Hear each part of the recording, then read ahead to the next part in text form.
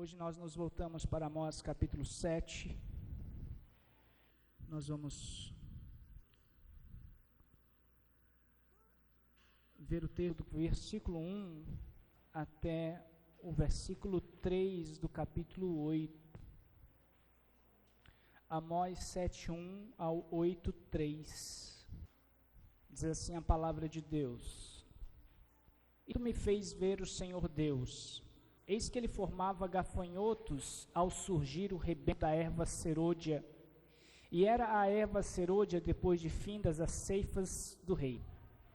Tendo eles comido de toda a erva da terra, disse eu: Senhor Deus, perdoa, rogo-te, como subsistirá Jacó, pois ele é pequeno? Então o Senhor se arrependeu disso. Não acontecerá, disse o Senhor. Isto mostrou o Senhor Deus. Eis que o Senhor Deus chamou fogo para exercer a sua justiça. Este consumiu o grande abismo e devorava a herança do Senhor. Então disse eu: Senhor Deus, cessa agora, como subsistirá Jacó, pois ele é pequeno? E o Senhor se arrependeu disso. Também não acontecerá, disse o Senhor Deus. Mostrou-me também isto. Eis que o Senhor estava sobre um muro levantado a prumo, e tinha um prumo na mão. O Senhor me disse: Que vês tu, Amós? Respondi: Um prumo. Então me disse o Senhor: Eis que eu porei o prumo no meio do meu povo de Israel, e jamais passarei por ele. Mas os altos de Isaque serão assolados e destruídos os santuários de Israel. E levantar-me-ei com a espada contra a casa de Jeroboão.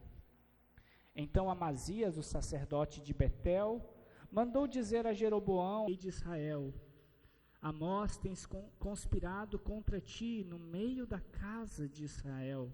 A terra não pode sofrer todas as suas palavras. Porque assim diz Amós: Jeroboão morrerá à espada, e Israel certamente será levada para fora de sua terra em cativeiro. Então Amazias disse a Amós: Vai-te, ó vidente, foge para a terra de Judá, e ali come o teu pão, e ali profetiza. Mas em Betel, daqui por diante, já não profetizarás, porque é o santuário do rei e o templo do reino. Respondeu Amós e disse a Amazias: Eu não sou profeta nem discípulo de profeta, mas boieiro e colhedor de sicômoros. Mas o Senhor me tirou de após o gado, e o Senhor me disse: Vai e profetiza ao meu povo de Israel. Ora, pois, ouve a palavra do Senhor. Tu dizes: Não profetizarás contra Israel, nem falarás contra a casa de Isaque. Portanto, assim diz o Senhor: Tua mulher se prostituirá na cidade, e teus filhos e tuas filhas cairão à espada, e a tua terra será repartida a cordel, e tu morrerás na terra imunda, e Israel certamente será levado cativo para fora da sua terra. O Senhor Deus me fez ver isto: Eis aqui um cesto de frutos de verão. E perguntou: Que vês, Amós? E eu respondi: Um cesto de frutos de verão. Então o Senhor me disse: Chegou o fim para o meu povo de Israel, e jamais passarei por ele. Senhor, olha para nós nesta noite mais uma vez, e enquanto lemos a tua palavra, Espírito Santo, tu que aplicas a palavra, aplica aos nossos corações, faz-nos ver os teus caminhos, faz-nos ver Cristo exaltado, e aplica a tua palavra aos nossos corações, ajuda-nos nas aplicações, e que o Senhor nos ajude a responder da forma como o Senhor deseja, para a glória do teu nome. Amém. Quando Deus fala, todas as coisas reagem à sua voz. As reações podem ser diferentes ao que Deus falou. Por exemplo, se Deus ordena, a reação pode ser de submissão ou de rebeldia. Israel estava no auge da sua prosperidade debaixo do governo Jeroboão II, se sentindo seguro em seus santuários de culto, Betel, Gilgal e Berseba, e se sentindo também seguro nos seus rituais, seus locais de culto, nas suas oferendas ao Senhor. Mas a mensagem de Amós provoca um choque, pois anunciava que o próprio santuário do rei, anote bem isso, É o santuário do rei, não o santuário do Senhor, seria assolado. Era o santuário que o rei Jeroboão estabeleceu nesses lugares que eram importantes para Israel. Mas não era um santuário de adoração a Deus. Era um santuário de adoração idólatra. E Deus anuncia que o próprio santuário deste rei seria destruído. Por diversas vezes Deus exortou os líderes, e aqui o contexto, Deus estava exortando os líderes, e principalmente o rei, e juntamente com toda a nação, a buscá-lo para que tivessem vida. E esse anúncio, essa exortação, busquem-me e vocês terão vida, também vinha com uma séria advertência, uma advertência solene de disciplina e juízo, por meio de uma nação que os invadiria, por causa da sua rebeldia. Deus estava falando. E no livro de Amós, a autoridade da voz do Senhor é o rugido de um leão. E na primeira parte de Amós, o rugido da voz do Senhor, deste leão, é o rugido da ira se aproximando. É a aproximação do julgamento. Deus fez ouvir a sua voz. Na segunda parte, então começa o inimigo cercar a terra. O inimigo começa a pôr em prática aquilo que Deus havia decretado. Então, ao introduzir os seus ouvintes no cenário mais negro da profecia, e descrever todo o cenário de destruição que estava para acontecer no Reino do Norte, Amós aponta para cima, ele aponta para um Deus soberano para salvar, além de julgar. E ele aponta para o status e a posição deles como povo desse Deus. Meus irmãos, a Bíblia tem uma voz, e essa voz é a voz do Deus soberano. E ele fala com uma voz única, principalmente na insistência de que Deus nunca abandonará o seu povo. Note bem isso. Ele prometeu: eu jamais os abandonarei. Mas na primeira parte do livro, Amós lutou para recuperar essa verdade, no meio dos abusos e particularmente na presunção do povo, numa presunção doutrinária de um fato histórico,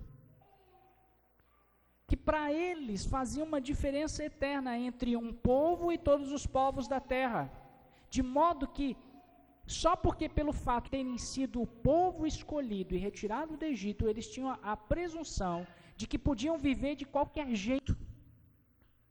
Por causa das promessas de Deus, eles achavam, não, bom, se Deus me ama, se Deus me elegeu, se fui retirado da terra do Egito, de todas as nações, eu posso viver uma vida sem Deus. Não importa o que eu faça, Deus me ama. Então Amós apresenta ao povo a falsidade das reivindicações desse povo, a falsificação de ser o povo de Deus e herdeiros de uma segurança prometida aos seus escolhidos. Essas considerações na segunda parte ainda vão mais longe. Amós desnuda os pecados, desnuda a falsidade das reivindicações de pertencer aos eleitos de Deus, desnuda aquelas evidências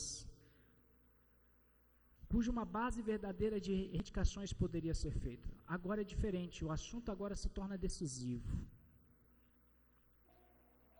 O juízo estava para chegar, e quanto mais ele se aproximava, ele se mostrava mais destruidor ainda. Então a questão não é mais quem pertence ao povo de Deus, mas resumindo, está Deus preparado para cumprir as suas promessas e colocar uma defesa em volta dos eleitos no dia da ira universal? Deixa-me fazer essa pergunta de uma forma diferente. A questão não é quem pertence ao povo de Deus. A questão é mais profunda ainda. Deus está preparado para cumprir as promessas, e no dia da ira vindoura, a ira que recairá sobre o mundo todo,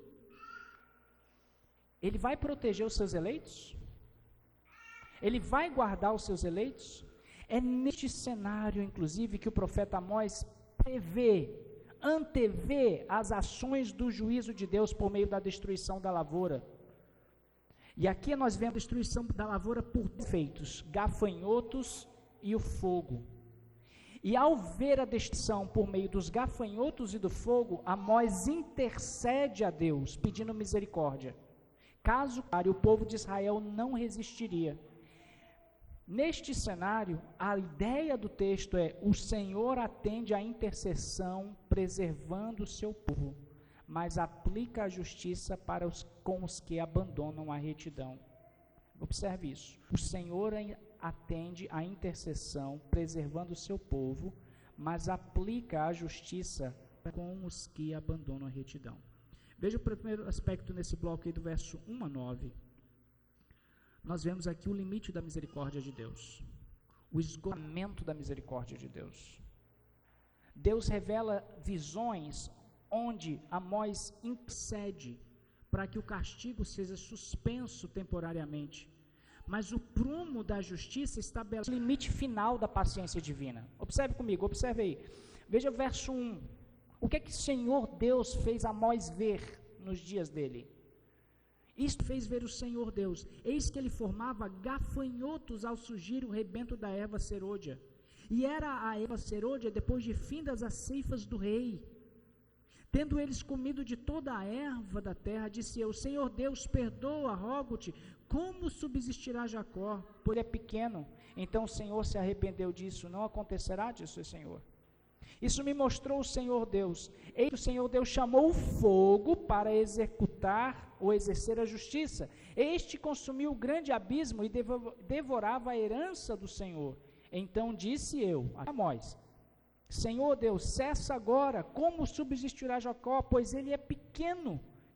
E o Senhor se arrependeu disso. Também não acontecerá, disse o Senhor Deus. Veja nesse primeiro bloco, do 1 ao 6 aqui, bloco maior, de 7, 1 a 9, até 1 ao 6, Amós vê a grande destruição, o grande juízo de Deus por meio de dois elementos: um enxame de gafanhotos que destrói a plantação do rei e a plantação da nação, e depois um fogo que consome tudo.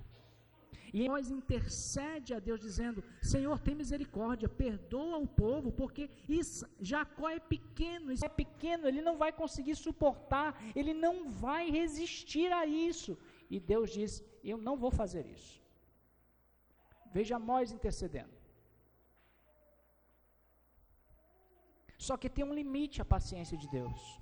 E esse limite agora, uma terceira visão que mostrei o prumo. Você já viu um prumo? Um prumo é para ver se uma parede está o quê? Alinhada. Se ela está reta. E olha o prumo agora, verso 7. O Senhor agora só mostra o prumo. Mostrou-me também isto: eis que o Senhor estava sobre um muro levantado a prumo. E ele tinha um prumo na mão. O Senhor me disse: que vês tu? Você respondi: um prumo. Então me disse o Senhor: eis que eu porei o prumo no meio do meu povo de Israel, e jamais passarei por ele. Mas os altos de Isaque serão assolados, e destruídos os santuários de Israel, e levantar-me-ei com a espada contra a casa de Jeroboão. Quem é o muro? É uma figura para o povo de Israel. E o Senhor está em cima do muro com um prumo, mediu. Esse muro que eu havia levantado, agora já está o quê? Torto. Esse muro não está de acordo com o meu prumo. O prumo introduz agora um teste de realidade. O prumo é o que mostra o teste. Qual é o teste do Senhor para o seu povo? É um prumo. Aqui para Amós era um prumo. O prumo não é uma massa de destruição como os gafanhotos e o fogo, mas um instrumento de medida e discriminação, para dizer: é isso, é como está aqui, qual é a situação. Então Deus mede Israel contra o padrão que ele mesmo estabeleceu. E qual é o padrão que o Senhor estabeleceu? A graça da lei e a lei da graça. O muro que é Israel está torto, e o Senhor declara: jamais passarei por ele. É como se o Senhor dissesse assim: esse muro aqui não vai ficar em pé, não tem como eu ficar em pé. É interessante notar que em Êxodo 19, o encontro com Deus no Sinai é o fundamento do prumo da lei. Deus, em Êxodo 19, entrega a lei ao povo, estabelecendo o padrão de Deus. A medida de Deus é a lei do Senhor. O problema dos dias de Amós e do rei Jeroboão II, totalmente corrompido, e levou a nação toda à corrupção, é o mesmo problema de hoje.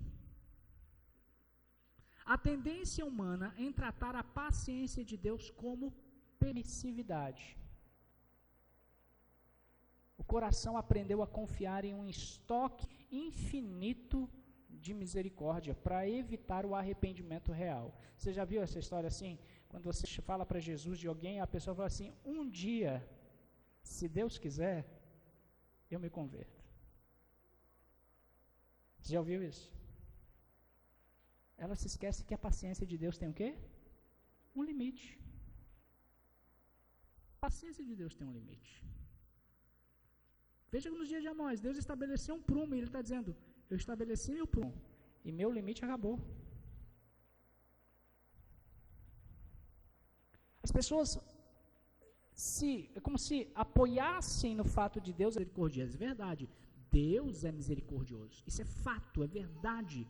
É um fundamento teológico maravilhoso para as nossas vidas, é a esperança do nosso coração. Contudo, muitos se escoram nisso para fugirem de um arrependimento real, de confronto real, da necessidade de mudança nas suas vidas.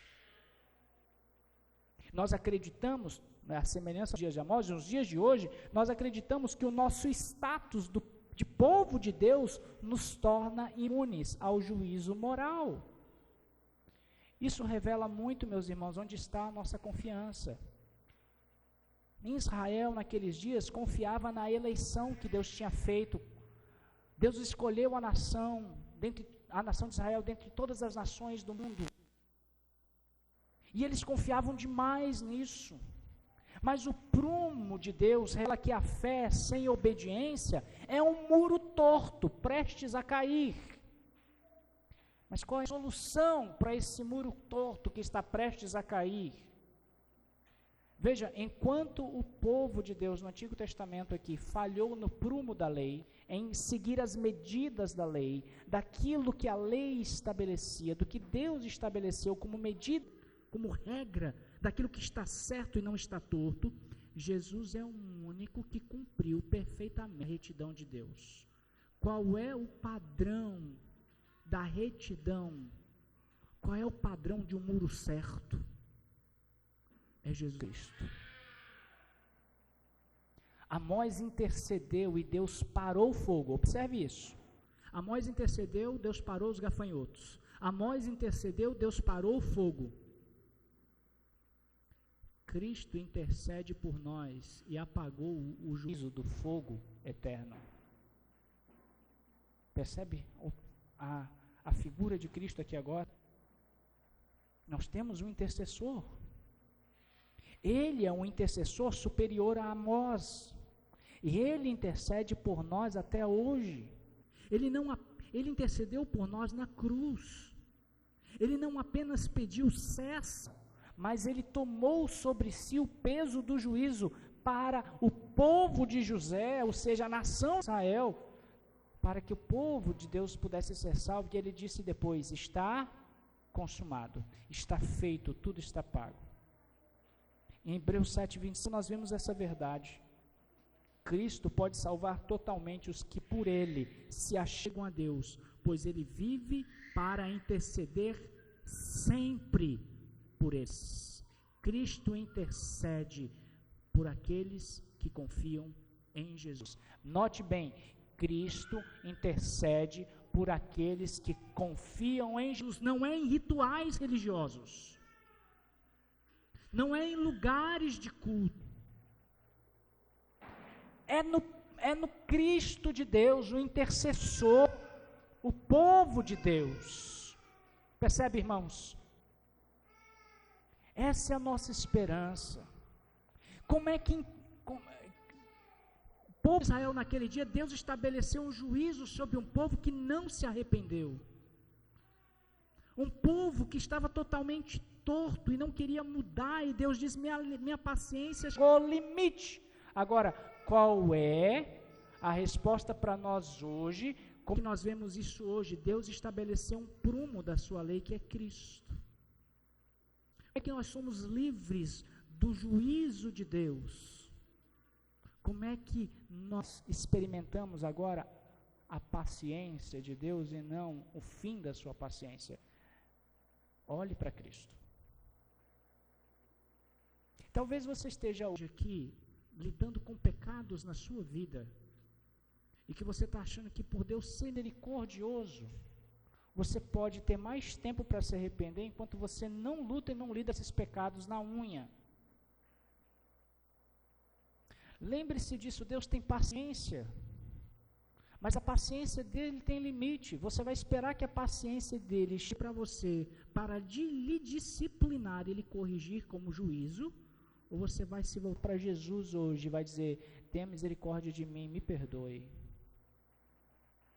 Porque somente Cristo realmente pode lidar com essa área da sua vida na qual você tem dificuldade. Talvez você esteja lidando com as suas próprias forças, lutando nos seus méritos, lutando do seu jeito, enquanto Deus está dizendo, não é do seu jeito, é do meu jeito. Meu jeito é Jesus Cristo. Segundo aspecto disso, agora, veja que a palavra profética, de Amós, ela tomou posição, versos 10 a 17. Amós aqui, que é o homem de Deus, resiste a uma oposição e autoridade de um líder eclesiástico corrompido, reafirmando a sua vocação divina e a infalibilidade da palavra de Deus. A infalibilidade da palavra de Deus. Olha o cenário. O sacerdote Amazias, verso 10. Um sacerdote de Betel, e lembre isso, Betel era chamado de casa de Deus, onde Deus se revelou a Jacó. Mas Jeroboão fez de Betel um altar idólatra, colocou cultos idólatras ali em Betel, corrompeu o culto ao Senhor. E colocou um sacerdote lá de acordo com a sua vontade, um sacerdote, um líder religioso corrompido. E Amazias, que é o líder em Betel, o sacerdote em Betel, afronta Amós, diz, o que é que você está fazendo aqui? Está pregando aqui por quê? Se opondo a Amós, resistindo à palavra de Deus por meio de Amós. Olha o que ele diz, Amós, ele chega para o rei Jeroboão e diz, Amós tem conspirado contra ti no meio da casa de Israel, a terra não pode sofrer todas as suas palavras. Por quê? Olha o que Amós diz, ó rei, Jeroboão morrerá à espada, e Israel certamente será levado para de sua terra em cativeiro. Então Amazias disse a Amós, vai-te, ó dente, foge para a terra de Judá, ou seja, vai para o governo do sul, vai para o sul. E ali come pão e ali profetiza, ó, come lá, vive lá, profetiza lá, mas não vem profetizar aqui não. Não vem declarar a palavra do Senhor aqui não. Em Betel, daqui por diante, já não profetizarás, porque, agora olha o que ele declara que é uma verdade aqui no texto. Essa é uma verdade nos dias dele. Porque é santuário do rei e o templo do reino. Percebe o contraste? Não é santuário do rei e templo do reino de Deus. É santuário do rei Jeroboão e templo do reino de Jeroboão. É um reino dos homens, um reino idólatra.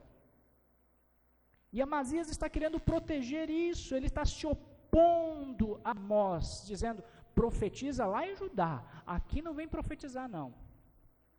Vivemos dias semelhantes hoje. Vivemos isso em cenário nacional, político e religioso. A gente tem visto nesse Brasil, gente dizendo assim, lugar de fala, você já ouviu isso? Lugar de fala, não é o seu lugar de fala, você não tem lugar de fala, você não pode falar aqui, porque isso aqui não é da sua competência, você não entende as coisas daqui, então você não pode falar contra isso. Ou então, quando você vai pregar o evangelho, dizendo assim, não, isso é um discurso de ódio. Vai pregar lá na tua igreja, vai viver sua fé lá na tua casa, mas aqui você não pode pregar. Isso tem acontecido nesse país.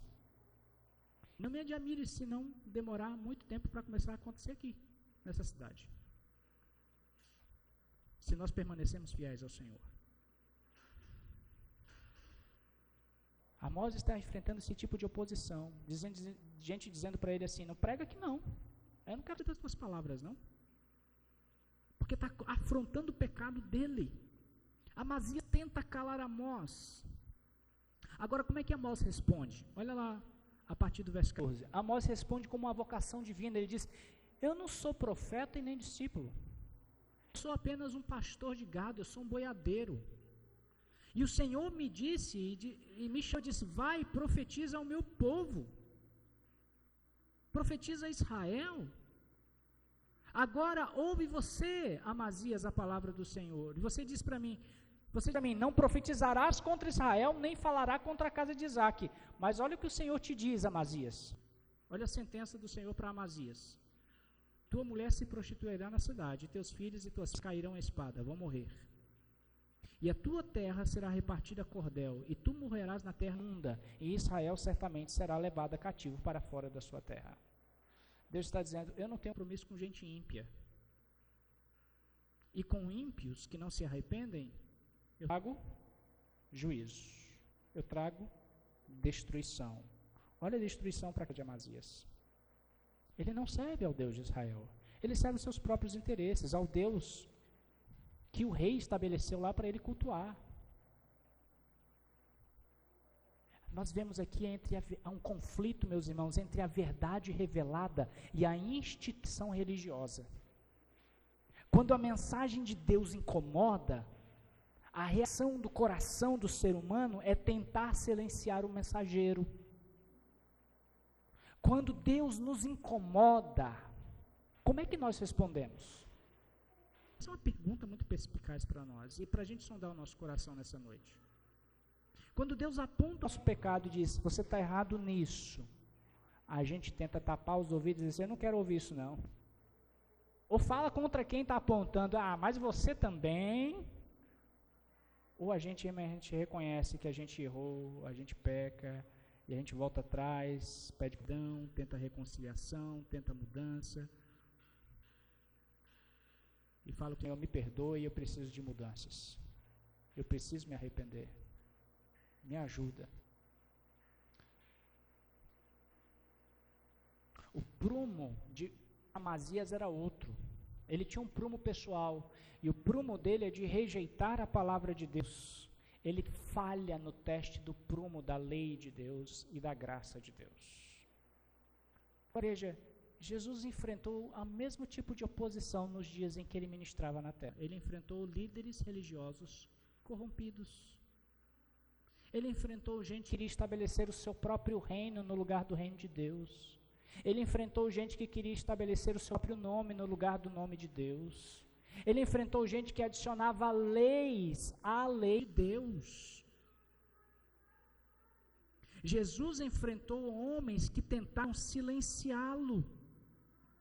Mas como Amós, Jesus reafirmou sua autoridade vinha do Pai, e ele obedeceu a Deus e não aos homens. Cristo é o profeta que não fugiu, mas entregou a sua vida por fidelidade à verdade.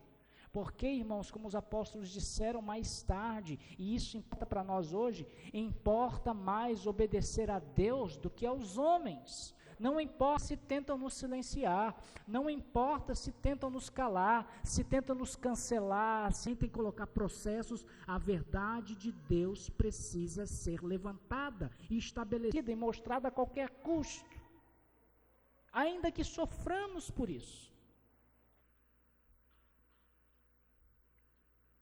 Há uma amiga minha que compartilhei hoje mais cedo com o pessoal lá de casa, uma irmã em Cristo lá, que eu conheci pessoalmente, um pastor amigo, ovelha de um pastor amigo. Ela é uma influenciadora nas redes sociais, ela fala de política, religião, tudo isso.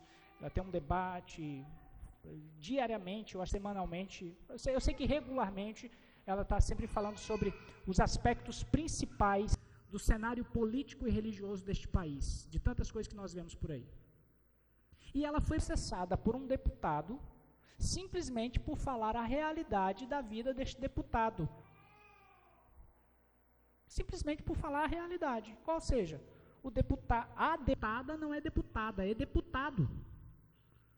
Casada casado com uma mulher. E por falar a verdade, ela simplesmente tomou um processo. Ela disse, eu não entendo o mundo hoje. Por falar o óbvio, falar o que é claro. O mundo tenta nos silenciar, mas eu não posso. É esse tipo de coisa, meus irmãos, que Deus abomina, inclusive em Amós, de nós vermos o mal. De vermos o mal imperando e ficarmos calados. Por isso que ele fala, buscai o bem e não o mal. Deus em Jeremias alerta ao povo, ai daqueles que chamam mal de bem e chamam bem de mal. Inverte o processo. Jesus enfrentou a mesma oposição nos seus dias. Jesus obedeceu a Deus e não aos homens, porque primeiramente importa obedecer a Deus e não aos homens. Por isso nós temos o privilégio hoje de ouvir a palavra do Senhor. Temos o privilégio de ouvir a sua voz e obedecê-lo. Hoje é o tempo da obediência. A obediência agora, como diz o autor aos Hebreus, hoje, se oudes a voz do Senhor, não endureçais o vosso coração. Esse aspecto disso agora, veja, agora o limite da paciência de Deus caminhando para o fim aqui em Amós, existe uma maturidade para o fim, capítulo 8, versos 1 a 3, uma maturidade para o fim. Deus faz agora, Amós vê um cesto de frutos. Veja as visões que Deus fala e mostra a Amós. E agora, a última visão que Amós vê, depois de gafanhotos, fogo, prumo, agora é um cesto de frutos de verão. E a visão dos frutos de verão anuncia que Israel está maduro para o fim, onde os cânticos de festa de Israel seriam substituídos por um silêncio de morte. Observe aí, versos 1 a 3 do capítulo 8. O Senhor Deus me fez ver isto. Eis aqui um cesto de frutos de verão. E perguntou, que vês, Amós? E eu respondi, um cesto de frutos de verão. Então o Senhor me disse, chegou o fim para o povo de Israel, e jamais passarei por ele. Mas os cânticos do templo naquele dia serão uivos, diz o Senhor Deus. Multiplicar-se-ão os cadáveres em todos os lugares, serão lançados fora. Silêncio. Sabe aquele silêncio que a gente só tem em momentos fúnebres? É esse tipo de silêncio que Amós está falando aqui. A maturidade para o fim. E é interessante trazer um fato curioso para vocês nesse texto, porque a palavra para cestos de verão, ou frutas de verão, a palavra para frutos de verão, é um trocadilho no hebraico para fim, porque as duas palavras se parecem no hebraico. Deus está dizendo mais ou menos assim, está maduro, está na hora da colheita. É um trocadilho no hebraico. Indicava que o povo estava pronto para o juízo. E o resultado é devastador. Qual é? Qual é o resultado aqui no texto? Os cânticos do templo se tornariam em uivos, gritos de dor, lamento, e haveria cadáveres por todas as partes. Isso aconteceu. Deus mostra a Amós esse cesto de frutos de verão, para indicar que chegou o tempo do fim. A visão sinalizava que o tempo de prova havia acabado, o tempo do teste, do prumo, havia acabado. Israel estava maduro para o castigo de Deus. O resultado, então, é o fim da alegria, o fim dos cânticos, o fim das festas. Onde esses cânticos, essas festas lá em Israel, seriam transformados em uivos, em lamento, e cadáveres em toda parte, e haveria um silêncio de morte. Deus estava mostrando para Amós o seguinte: paciência chegou ao limite. A paciência de Deus atingiu um limite teológico. Ele não perdoa o pecador presunçoso. Ele não perdoará mais o pecador presunçoso que não quer se arrepender, que endurece o coração, que ouve a voz do Senhor, e qual é a sua reação? Ele se rebela. Porque existem duas alternativas à voz do Senhor: ou você obedece, ou você revolta contra ele. Ou você se submete, ou você o rejeita. Então o povo tinha a ilusão de que eles tinham o quê? Mais tempo. Lembra do que eu falei sobre, quando a gente fala sobre o evangelho com as pessoas? Um dia, quando der certo eu me converto. A pergunta que você tem que fazer, ou então como você deve devolver isso para aqueles que ouvem o evangelho é: a paciência de Deus tem limite, não brinque com ela não.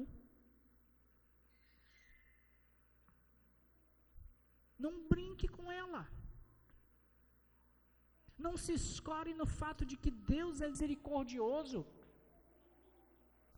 para que você não se arrependa agora, que você se submeta a Jesus Cristo agora. Não é o mesmo problema das pessoas de hoje, os problemas das pessoas no dia de Amós, do rei Jeroboão e da nação de Israel. Eles achavam que tinham mais tempo. Todos andam neste mundo como se tivessem tempo. Nós vivemos como se o verão fosse eterno, ignorando que o amadurecimento do pecado conduz a uma colheita de juízo. Nós achamos, meus irmãos, que nós somos bons frutos por causa da nossa aparência externa. Culto, ler a Bíblia, oração. Não é por causa disso. Essas coisas são boas sim, mas não é o que nos torna bons, não é o que nos transforma, primeiramente. Mas estas coisas são o meio pelo qual Deus sustenta a nossa vida, a partir da transformação de Cristo em nossos corações. Aquilo que Israel achava que eram bons frutos, revelava muito onde eles buscavam a sua identidade e valor. Onde é que você busca a sua identidade e o seu valor? Onde é que você reafirma quem você é e o valor que você tem? Israel reafirmava o seu valor e a sua identidade no lucro, no prazer pessoal, ignorando que o seu estilo de vida estava apodrecendo por dentro. Não era por fora, era por dentro. E Deus estava alertando Israel para esse dia. Vai chegar o dia que minha paciência vai acabar. E chegou. O povo sofreu o juízo de Deus, foram parar no exílio. 70 anos no exílio da Babilônia por causa disso. Meus irmãos, haverá um dia em que esta terra estará madura para a colheita. Apocalipse 14:15 declara: outro anjo saiu do santuário gritando em grande voz para aquele que se achava sentado sobre a nuvem: toma tua foice e ceifa, pois chegou a hora de ceifar, visto que a seara da terra já amadureceu. Haverá um dia em que a paciência de Deus vai chegar ao fim. E Ele vai estabelecer o dia das colheitas, porque a terra está madura para a colheita final. O dia da separação entre justos e injustos. Agora, qual é a solução? Na cruz, Jesus experimentou o fim e o silêncio do abandono de Deus. Ele suportou o luto de um filho único, para que nós, que somos um povo fraco, pequeno, nós não fôssemos perdidos, mas fôssemos colhidos para a vida eterna, não para a destruição. Lembra do que é dessa figura que Mateus usa no capítulo 3, em que João Batista está falando que o Senhor, no fim dos tempos, vai fazer uma colheita, e Ele vai peneirar o trigo, e vai separar o trigo da palha, e vai queimar a palha em fogo inextinguível, mas o trigo preservará. A colheita para a vida eterna. Deixe-me concluir.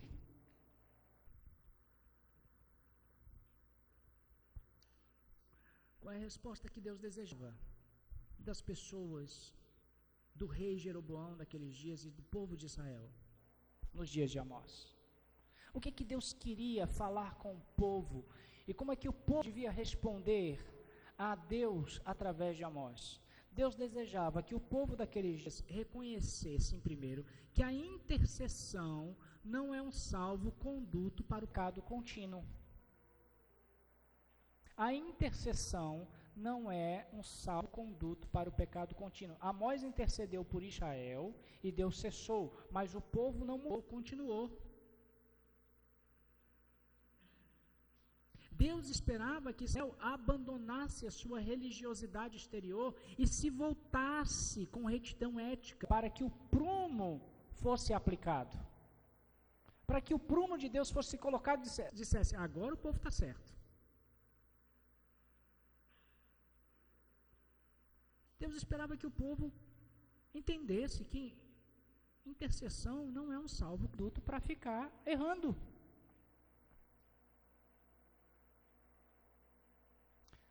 Mas a gente ora, meus irmãos, pela nossa vida, para nós andarmos em santidade. A gente ora pelos nossos parentes que não conhecem a Cristo, os nossos amigos. Mas nós temos que ter em mente isso, de que a intercessão não é um salvo-conduto para as pessoas ficarem fazendo o que bem entendem da sua vida. De Deus não se zomba. O que o homem plantar, ele vai colher. Ele vai colher. Nosso Deus é um Deus muito sério, é um Deus amoroso, verdade. É um Deus cheio de graça, maravilhoso. E isso é revelado em que Ele enviou Jesus Cristo, nos providenciou um meio para isso. Mas as pessoas continuam vivendo como assim, Deus vai me dar mais tempo, Deus vai me dar mais tempo. Deus está dando muito tempo, meus irmãos. O tempo é hoje. Porque a paciência de Deus também tem limites. O povo deveria parar de confiar em santuários que abusavam da graça e ignoravam a lei. A resposta que Deus queria do povo de Israel é que a vida deles fosse reconstruída sobre o fundamento da obediência e do arrependimento. E aqui tem dois aspectos disso. A obediência, que é o prumo da lei, a obediência a Deus, e o arrependimento, a base horizontal da graça. Por quê? Porque havia opressão, indiferença contra os mais vulneráveis no dia de Amós. Deus queria que o povo se arrependesse, obedecesse a Deus, mas que tivesse uma relação correta uns com os outros também.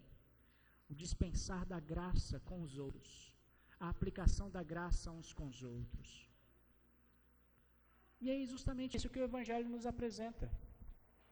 Jesus, quando veio, ele disse que arrependei-vos e crede no Evangelho. A obediência e o arrependimento são requeridos no Evangelho. Jesus anunciou isso. E Jesus é o intercessor dos pecadores. Jesus não é apenas o prumo, meus irmãos. Ele é a própria pedra angular. Onde Israel falhou no teste de obediência com Deus e no fundamento com a graça com os outros, Jesus cumpriu a lei e obedeceu a Deus em todas as coisas no meu lugar e no teu lugar, para que nós, que cremos em Jesus Cristo, fôssemos perdoados, tenhamos paz com Deus e relacionamentos uns com os outros de acordo com a sua palavra e justiça. É em Jesus que o muro torto da nossa vida é reconstruído sobre o fundamento da retidão imputada a nós. Deixa-me repetir isso, talvez você lembre até do cântico do homenzinho torto. Havia um homenzinho torto que morava numa casa torta, andava no caminho torto, sua vida era torta. Mas um dia, Jesus o encontrou. E os seus caminhos, sua vida, endireitou. O muro torto da nossa vida é reconstruído sobre o fundamento da nossa da retidão dele, que é contada sobre nós, é creditada a nós. Essa é a esperança do Evangelho. Então talvez você veja muita coisa difícil na sua vida de acertar, tem muita coisa torta na sua vida. Qual é o prumo que você vai aplicar? Cristo. Cristo é o prumo da lei e da graça de Deus, onde a lei e a graça de Deus se encontram. Para que nós não soframos o juízo de Deus. Para que pecadores que creem em Jesus Cristo não sofram o juízo de Deus. E essa é a mesma resposta, essa é a mesma mensagem que devemos anunciar aos outros. O prumo de Deus está estabelecido. A terra um dia estará dura para a colheita. Como você escapa da colheita para a destruição?